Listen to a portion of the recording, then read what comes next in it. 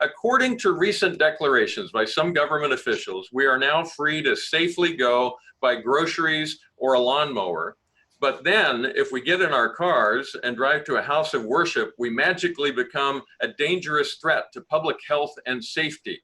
We'll talk about how to push back. We'll also talk about a recent Supreme Court decision that took an ordinary English word and forced a brand new meaning onto it. We'll talk about the implications of that. Hi, I'm Stuart Shepard. Today we've got Dr. Albert Mohler, who's president of the Southern Baptist Theological Seminary, and my friend and colleague, Kelly Shackelford, who's president and chief counsel here at First Liberty Institute. Hi, Al. Hi, Kelly.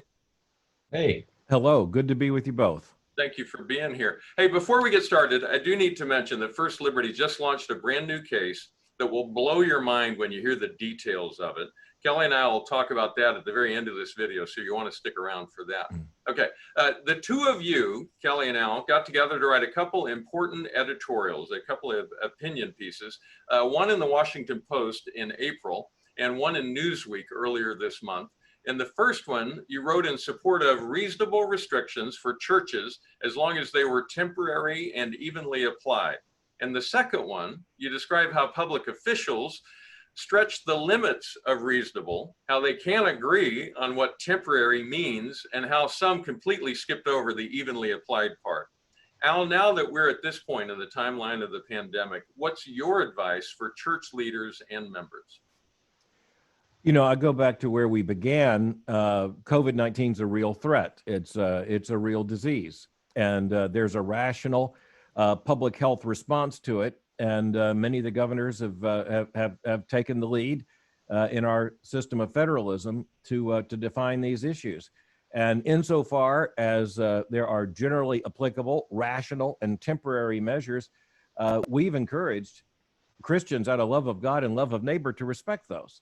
But it's clear that in many cases, every one of those qualifications is being trampled upon. The generally applicable, the rational, the temporary. And so you've got some states where an open hostility to religious assemblies is now evident. And this is where the First Liberty is very much on the line. And, you know, even today, I was confronted by the fact that in so many states, just looking at the situation this morning, in so many states, you can have all kinds of businesses, events, even now entertainment venues open, and yet not churches. I mean, the most irrational sign of this to me is where you say, we're going to reopen cinemas. I mean, people are going to be sitting in movie theaters for hours watching a movie, but you don't have the same kind of openness for churches.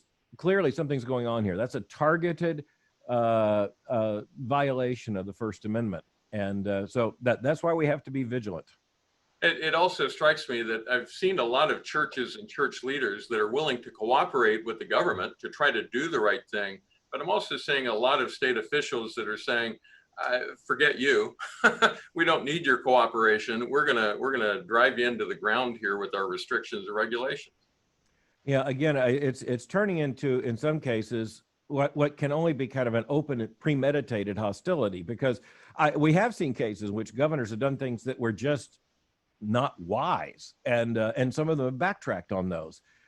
Here in Kentucky, the governor announced in the early stages of the pandemic that churches should not meet, but he was going to allow high school basketball games to go on. And when I and others immediately said, look, that's just illegitimate, he did correct it within 24 hours. And so I'll give him credit for that correction. But right here in Kentucky, with our mayor in the city of Louisville and with the governor himself, we've had some continual struggles.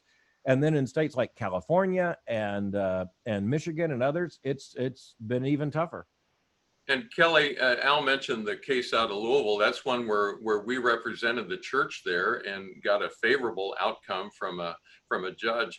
In this environment, it is impossible for church leaders to discuss the reopening of their churches, or even for other leaders to discuss the opening of a synagogue or whatnot, without a discussion of the very real possibility of being sued. What do they need to be thinking about, and what do they need to be doing? Well, number one, we've been working really hard with Congress to try to get protections for, because we want, when people can open safely, businesses, churches, we want them to open. We don't want fear of lawsuits, because there's been some silly lawsuits. Like, I mean, for instance, the cruise lines. One of the lawsuits is just a great example.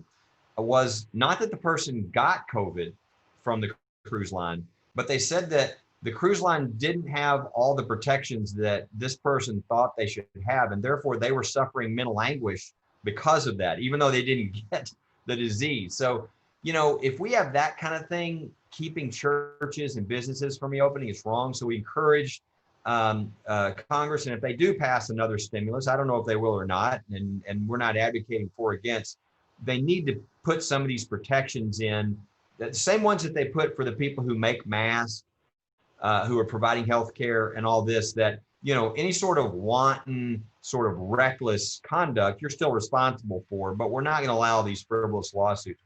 What churches can do, though, is we have on our website under COVID-19, the precautions they can take, things to keep their congregation safe, and the states have those as well. So there's things they can do to be safe, and that's the best thing they can do, is do everything they can to be safe, and they show that they've done everything they knew to do. And then I don't think people are going to get COVID these days. They're going to get it at all kinds of places. So the church really shouldn't be held responsible as long as they've met all the guidelines that are out there. Al, one larger question in the national conversation is whether churches are essential. Give me your best argument for why churches are an essential part of a community. Well, I want to back up a little bit, if you'll allow me, and say Sure. The first thing I want to insist upon is the fact that no government authority has the right to say that any form of Christian worship or assembly is essential or non-essential. That's not the state's power. Now, I understand that when they're making distinctions in a time of urgency between those things that will be open and are considered essential and those things that are not, it seems to me that the United States Constitution ought to be the first guide as to how those issues ought to be defined. And you can't start out looking at the First Amendment to the U.S. Constitution, the very first affirmation in the Bill of Rights, and come up with the fact that religious liberty is anything other than essential. And religious liberty means nothing if Americans can't assemble for worship or for whatever other cause of the religious assembly. So again, we understand that in a time of crisis, a public health emergency, a generally applicable order means that we're going to want to do everything we can out of love of God and love of neighbor to protect everyone in the community. But you know, even when churches, given the guidelines and given just best advice, chose not to meet for some time, that's different than a government saying, we're going to categorize you as non-essential or unessential. That to me is one of the most unconstitutional acts imaginable in spirit and in substance. You know, Stuart, one of the things I would love to throw in on this is I really think it's sort of revealed a mindset with a number of these government officials that they think that the things that are material are the things that are essential, and the things that are not material are not. And what a foolish statement. I mean, if you ask what's really essential in this country, it's probably the things that, like, you know, courage, freedom, liberty. I mean, the things that the church is battling for too. So they've almost got it backwards. The really essential things to this country are our freedoms, are, you know, the types of things we need to deal with the chaos erupting around our country right now, the things that the church provides, that peace, that love, that joy, all the things that really are the most important. So it's interesting how the state tends to see material goods as the things that are essential.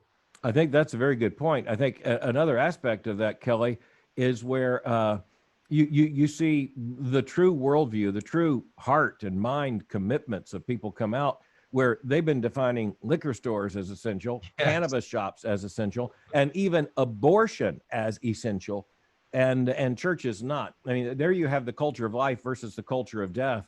And rarely do you see such honesty, let me put it that way, on the part of some of these government leaders. Al, you've got a new book that came out earlier this month called The Gathering Storm. The title is an homage to a volume by Winston Churchill of the same name. He was talking about the gathering storm in Nazi Germany at the time. That's right. By storm, you're referring to the ongoing clash of secular versus Christian worldviews in our culture right now. And from what I'm reading, you say we need to be able to see it before we can properly respond to it. Build out that thought for us. Yeah, it is an act of honoring Winston Churchill for that. First of all, he's been an inspiration to me my entire adult life. But that great 6-volume history of the Second World War he wrote with that first volume, The Gathering Storm, goes back to the 1930s in particular, when he nearly alone saw the truth of what Nazi Germany was becoming as a threat and tried to warn all of the free world. And no one was listening to him until when, of course, the war came. He was the only person to whom King George VI could turn, who had the credibility to lead because he had said the truth. And what I really want to point to here, and I appreciate your reference to the book, is the fact that evangelicals tend to see the landscape and they see this thing and this thing, this reality, this threat, this puzzling development. I want to help evangelical Christians understand it's all part of the same thing. And it's a fundamental shift in our society, the process of secularization and an active, ardent push of secularists to redefine the basic contours of America, to in fact, redefine the entire American experiment in ordered liberty. And there's an open hostility now to cognitive, genuine, convictional Christianity. And you just think about what's happened in the Supreme Court in the last 10 days, or in particular, go back to last Monday, and you recognize we're going to be battling for our right to be faithful Christians for the rest of our lives. And here's the line in your book that I highlighted on my Kindle. You said, quote, "We do not need a political movement. We need a theological protest." What would that look like? Yeah, what I mean by that, first and foremost, is that we need a political movement in the context of the book. What I'm saying there is that for Christians, it's got to be rooted in more than politics. It's got to be our theology translated into politics, not politics translated into theology. And so the protest there, it doesn't mean what most Americans are going to think of right now. It means protest like Protestant. It means a theological protest. It means a statement of conviction. We have to know who we are, what it is we believe, and based upon those beliefs, how we translate this into everyday life. As evangelical Christians, I will say this is the kind of prophetic word that someone like Francis Schaeffer was offering in the late 1970s and the 80s, and yet most Americans thought that the world was going to continue as it was then, and it hasn't. And so we've got to awaken the church to the challenges that we now face. Politics is a part of our responsibility, but the church's first responsibility is theological, and that leads to everything else. Let's talk about that in light of current headlines, Kelly. Recently, the Supreme Court decided what on the face of it was an employment case, but the decision essentially came down to 6 of the justices adding new meaning to a plain English word in a law that was written 45 years ago, 55 years ago. Kelly, describe what happened in the Bostock decision and what should we be sharing with our friends when we talk about it? This decision was over Title VII, which is a law that was passed in 1964 that says you can't discriminate in the workplace on the basis of sex, race, religion, but sex, of course, back then meant male, female. And today, now people were trying to say, well, we want it to have a new meaning. We want it to include transgenderism and sexual orientation and all these other things that they clearly never meant when they passed it. To everybody's shock, I say everybody but us, because we kind of had warned when Gorsuch was picked as a Supreme Court justice. We said he's really good on religious liberty, but he had this opinion he had joined that really inferred that he might not be so good on this transgenderism issue and creating what he created in this case. So we kind of foresaw this a little bit as a possibility. And now everybody's coming back to us and saying, boy, you told us about this, and wow, we wish we'd have listened more. But what he did is he now weaponized this, not only in this statute, because if sex now means transgender, et cetera, now all these people can bring claims in every state in the country. And it's not just even this statute, because there are hundreds of other statutes that have the word sex. in the statutes, state statutes, federal statutes, that now this case will be cited to say, well, sex now means, and so now if you're trying to run a business, all these weapons can come against you if you call somebody a he when they want to be a she. If your bathrooms, it's endless. Women's sports are no more. If men and women doesn't make a distinction, you can't have women's sports. So it's just open a floodgate of what will be litigation. The good news in the case is there were a couple of paragraphs where the court said, we want to make clear there are no religious claims in this case. So we're not answering that question. When there's a conflict between this and religious freedom, that's a big issue that we're going to have to decide in the future. So will religious freedom be a shield to this new weaponizing? We hope so, but we don't know until we get to the Supreme Court. So we now have a flood of new litigation that's going to occur. Religious freedom is going to be the defense, and we're going to have to win that battle all the way to the Supreme Court. So Al, that's a legal perspective. Now put it into a theological perspective for us.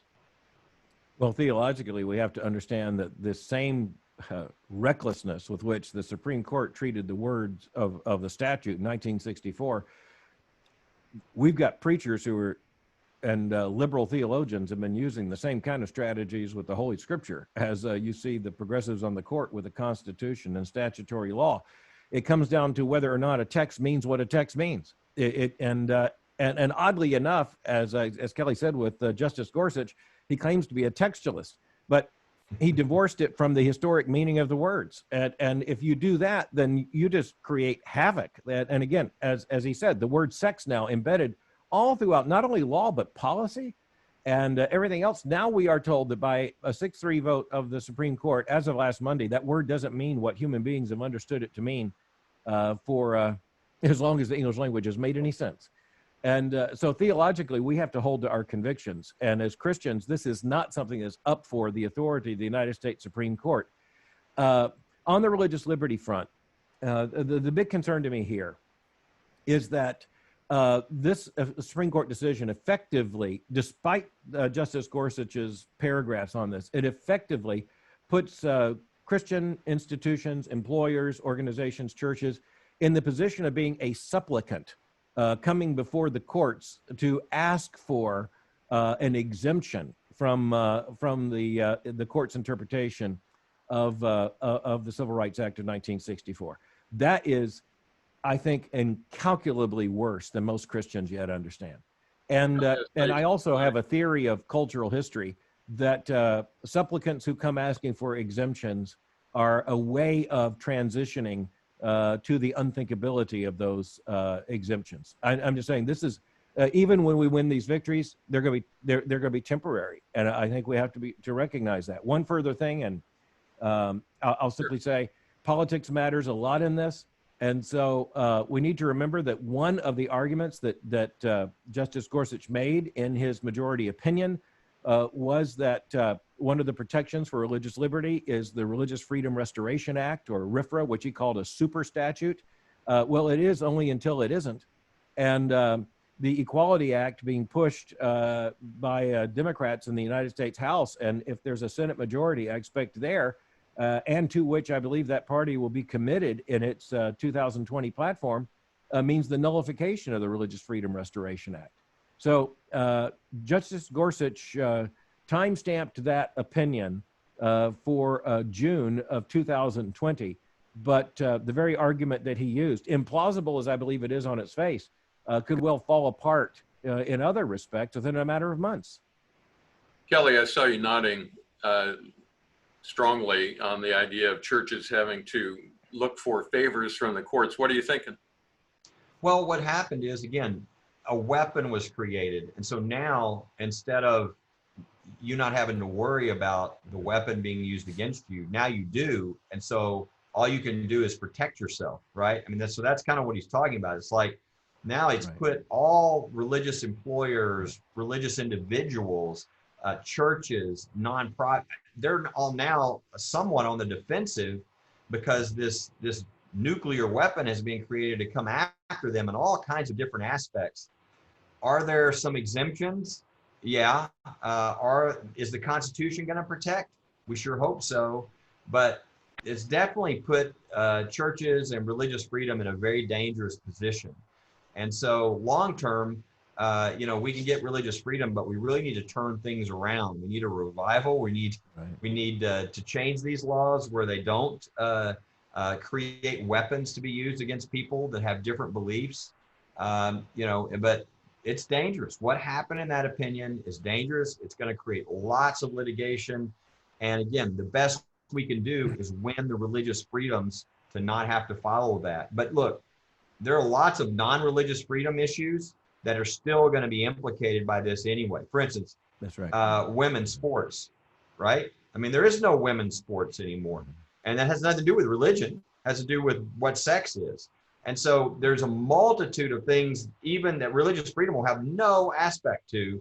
It'll totally reorient and change our society. I mean, your kids go to public school. There's going to be bathrooms. Yeah, here's your little granddaughter now going into the bathroom with different people of different sexes. I mean, there's just all kinds of things that religious freedom won't protect that are going to happen. And so while we're going to fight on the religious freedom front, this is even bigger than that.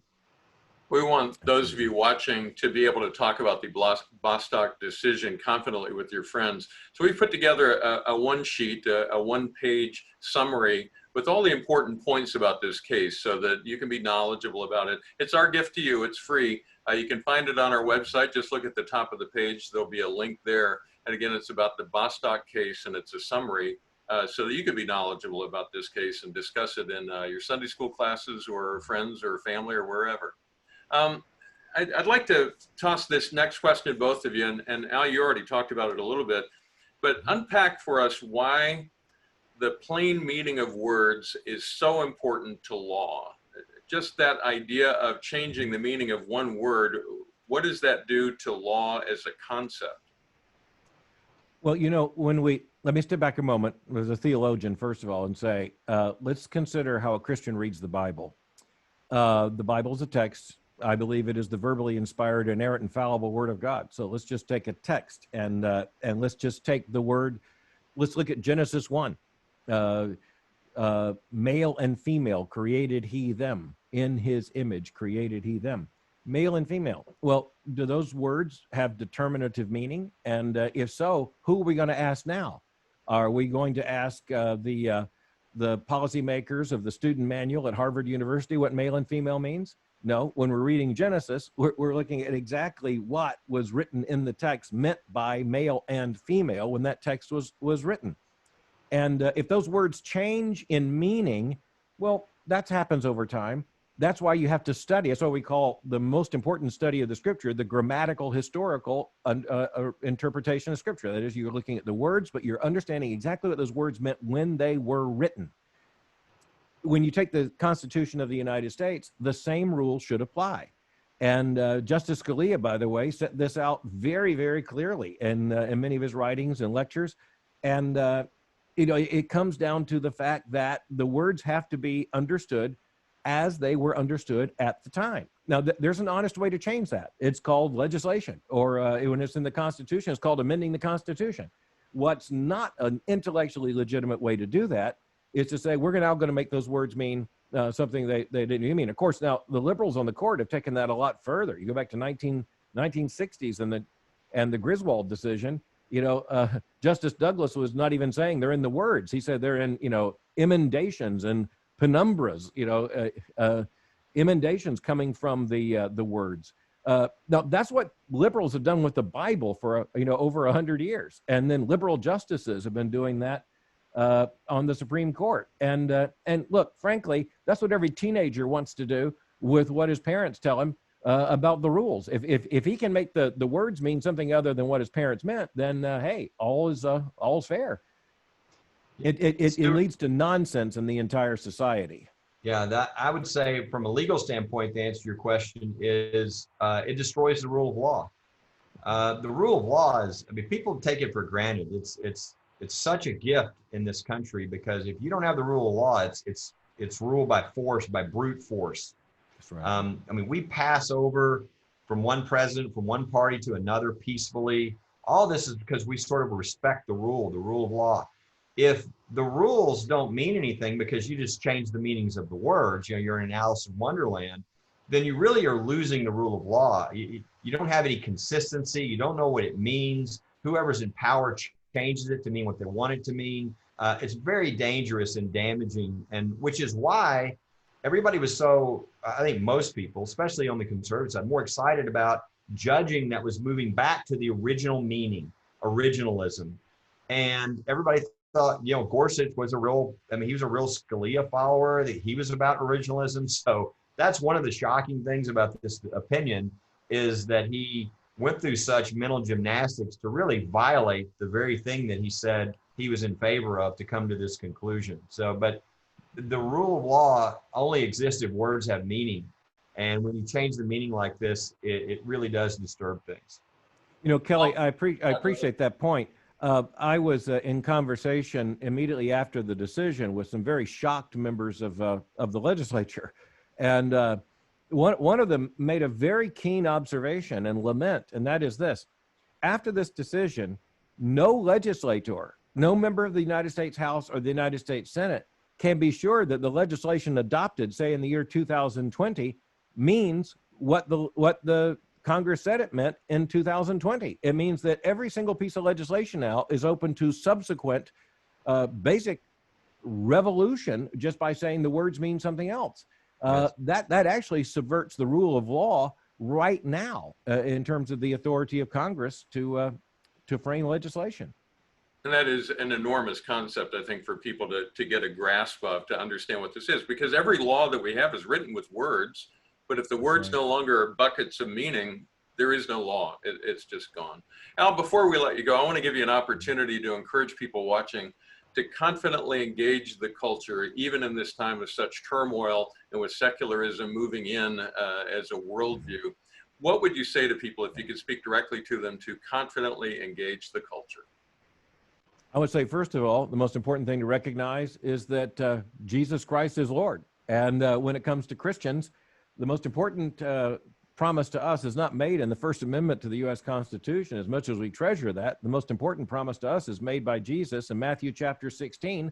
Upon this rock I will build my church, and the gates of hell shall not prevail against it. So that's good news. Look, Christianity was not born into the blessings of the American constitutional order. It was born into the context of the oppression of the Roman Empire.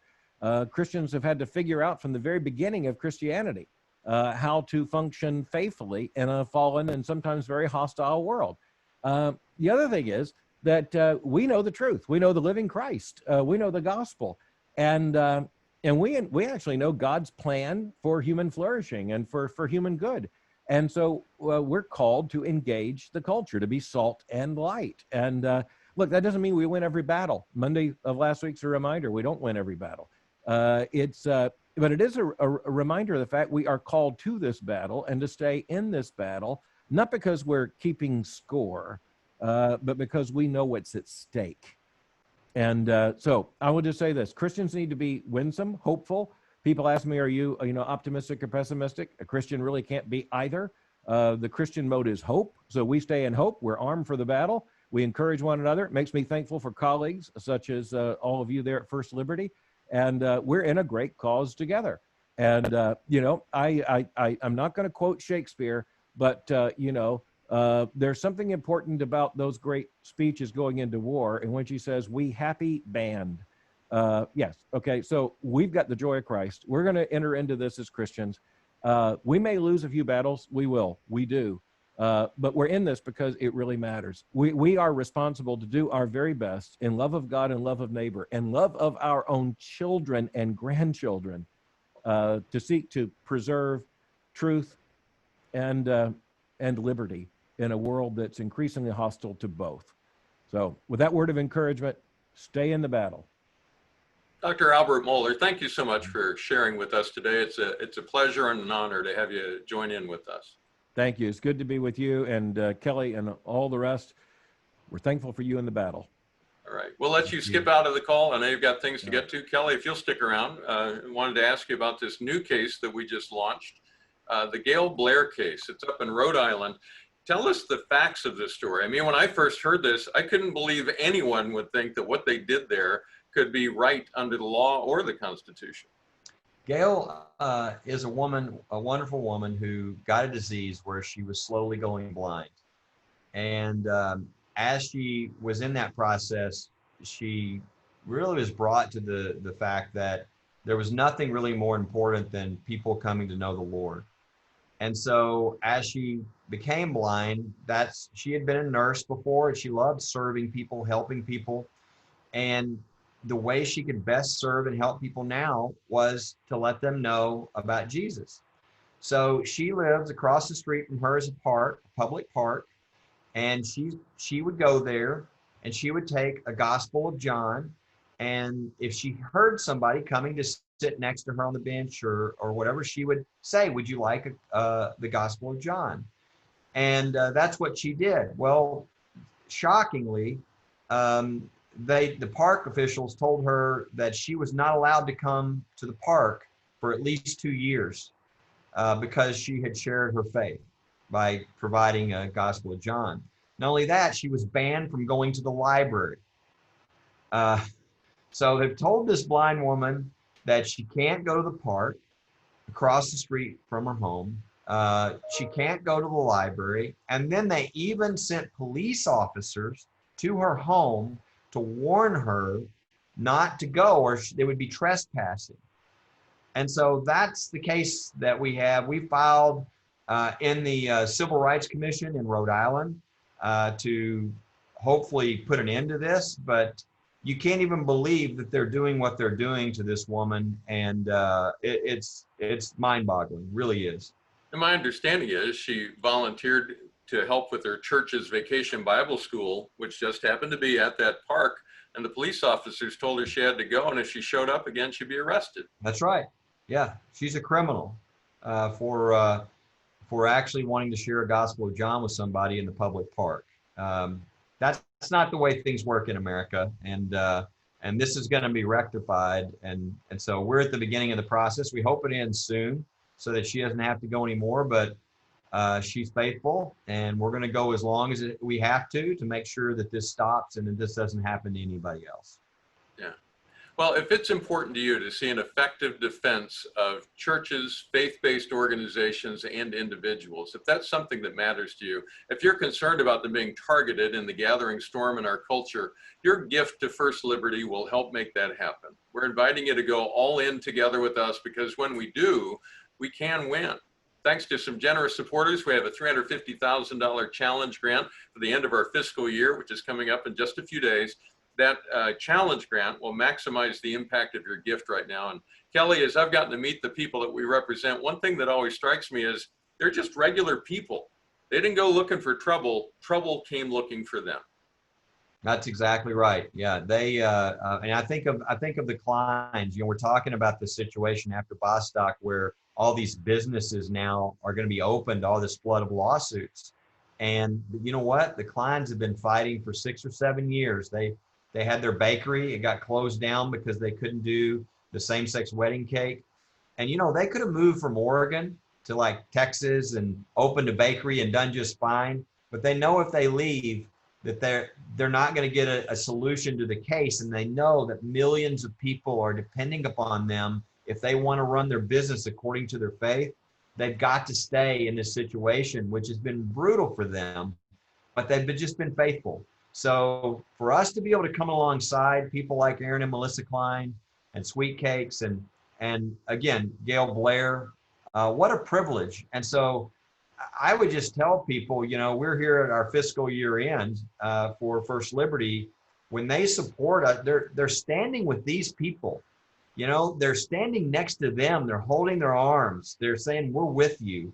And it's really a privilege that we get to do what we get to do. And our clients are regular, normal people who, you know, could never afford this, but they're also not so regular because they're actually brave. They're willing to stand for their faith, and they benefit us so much by what they're doing. So if you go to firstliberty.org, a graphic will pop up that makes it easy for you to give. We appreciate the support that you send our way. I want to say thank you in advance. It makes a real difference to the people we represent. Kelly, thank you for finding time for us today and sharing your thoughts. Very insightful. Thank you, Stuart. All right. And thank all of you for going all in for religious freedom.